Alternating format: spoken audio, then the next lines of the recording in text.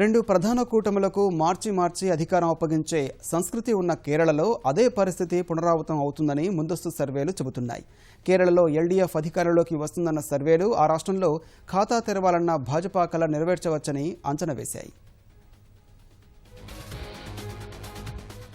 140 నియోజకవర్గాలున్న కేరళలో వామపక్షాల కూటమి 74 నుంచి 82 స్థానాల వరకు గెలుచుకొని అధికారం చేపడుతుందని Times Now C Voter survey అంచనా వేసింది. కాంగ్రెస్ నేతృత్వంలోని యూడీఎఫ్ 54 నుంచి 62 సీట్ల వరకు దక్కించుకుంటుందని తెలిపింది. భాజపాకు 0 నుంచి 4 స్థానాల వరకు, ఇతరులకు 0 నుంచి 4 సీట్ల వరకు రావచ్చని టైమ్స్ నౌ సీ ఓటర్ సర్వేలో తేలింది.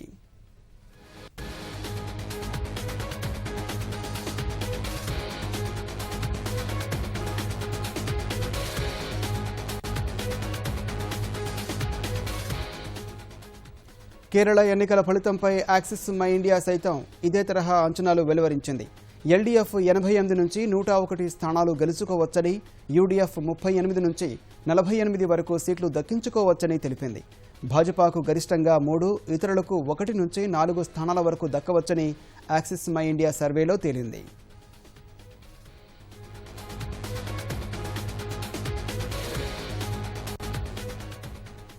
కేరళలో ఎల్డీఎఫ్ 78 స్థానాలు దక్కించుకొని అధికారంలోకి వస్తుందని ఇండియా టీవీ ముందస్తు సర్వేలో తేలింది.